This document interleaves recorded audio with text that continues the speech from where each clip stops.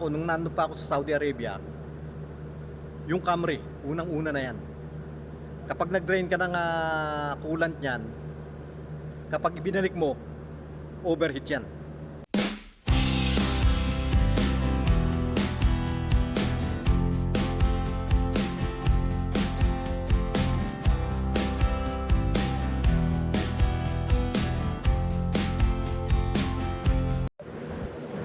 Magandang araw mga kabayan.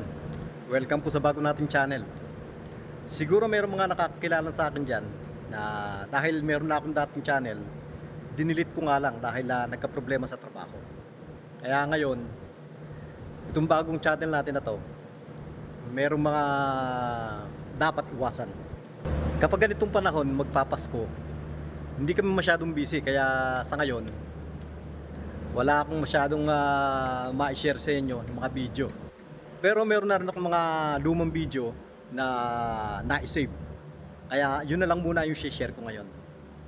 Pero baka naman po pwedeng suporta lang. Baka pwedeng paki-subscribe. At kung sa Facebook ka naman nanonood, baka pwedeng paki-like, follow at paki-share na rin po para mapanood din ng mga iba nating kababayan. Kaya para sa unang video natin, ang i-share ko ngayon tungkol doon sa paglalagay ng coolant. Baka ang isipin ng iba, napakasimple naman nung i-share ko ngayon. Paglalagay lang ng coolant. Pero ang makaka-relate nito, yung mga technician din, yung mga mekaniko, yung mga gumagawa ng nagtatanggal ng radiator, yung mga ganyan. O kaya kahit yung mga DIY na mga meron sasakyan at nagde-drain sila ng coolant. Malamang marami na rin sa inyo yung mga naka-experience nung ganito. Dahil ako, ilang beses na akong naka-encounter nung ganito. Kaya yun ang gusto kong i-share. Yung bang nag-drain ka ng coolant, sinahod natin, wala namang natapon. Sabihin natin may natapon, konti lang. Pero pagkatapos ng trabaho, ibabalik natin yung coolant. Pag ibinalik yung coolant doon sa may radiator, sobra-sobra na yung coolant. Paano nangyari yun? Bakit sumobra ng 1 litro yung coolant? At kapag pinaandar na yung makina, nag-o-overheat. Madaming ganyan. Ang natatandaan ko nung nandun pa ako sa Saudi Arabia, yung Camry, unang-una na yan.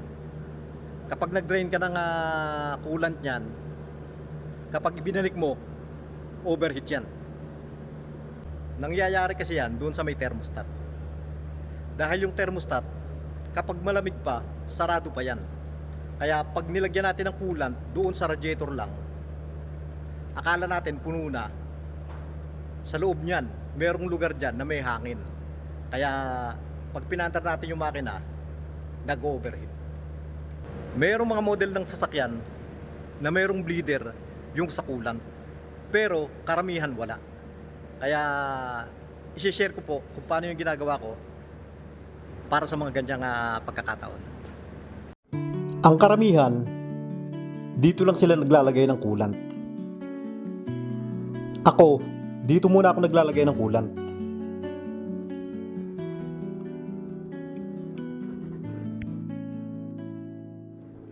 Dito muna ako nagsasalin at kapag napuno yan, pabababain ko muna.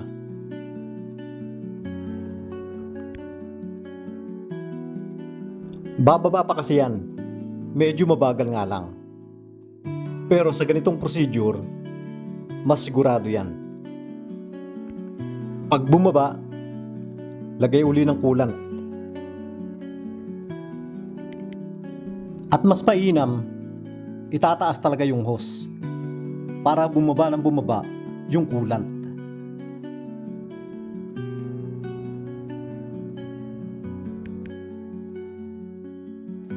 Ginagawa ko yan ng maraming beses. Kapag bumaba na yung coolant, lagay uli.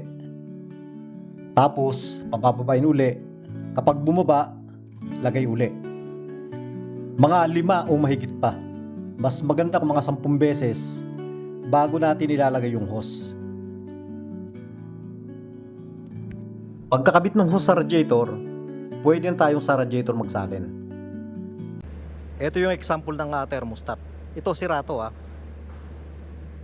Ayan o. Sira na yung goma niyan. Gagawin ko lang example. Kapag ka malamig pa yung makina, sarado yan. Kaya hindi mapupunuan lahat ng dapat puntahan ng coolant. Pero dito, mapapansin nyo, mayroong isang maliit. Ayan. Diyan lang dadaan yung coolant. Kaya pag doon sa hose natin binuhusan, medyo matagal bago bumaba. Dahil maliit lang yan. Matagal ko na nga pala ginagawa yan. Nung nando pa ako sa Saudi Arabia, ginagawa ko na yan. Kaya hanggang nakarating ako ng Khartoum, nakarating ako dito sa South Sudan, ganyan na lagi yung ginagawa ko. Hindi naman lahat ng model, hindi lahat ng makina ganyan. Merong mga model na pagka nag-drain nga tayo ng coolant at ibinalik lang basta-basta yung tubig, overheat yan sigurado. Ang natatandaan ko, yung Camry, laging ganyan yan. At merong Lexus, ganyan din. Pero merong mga model na hindi naman maselan. Itong sasakyan na to, merong nag-overheat, meron namang hindi. Kaya depende sa model yan. Pero mas mainam na, para sigurado tayo, nire-recommend ako, sana ganyan din yung gagawin nyo. At mas mainam nga pala talaga, coolant yung gagamitin natin. Kung talaga mag-overheat, kahit coolant yan, mag-overheat pa rin yan. Ang pinagkaiba lang nung coolant at saka yung ordinaryong tubig, yung boiling point ng coolant mas mataas kaysa sa boiling point ng tubig lang. At yung coolant, meron siyang anti-freeze at meron ding anti-rust. Kaya mas mainam talaga, lalo pagka mga bago yung sasakyan natin, mas mainam talaga coolant ang ilagay natin. Huwag yung tubig lang. Diyan lang po muna sa ngayon mga kabayan. Sana po nagustuhan nyo rin yung video natin ngayon. At maraming salamat po sa panonood. At maraming salamat po doon sa mga nag-subscribe. Hanggang sa muli po.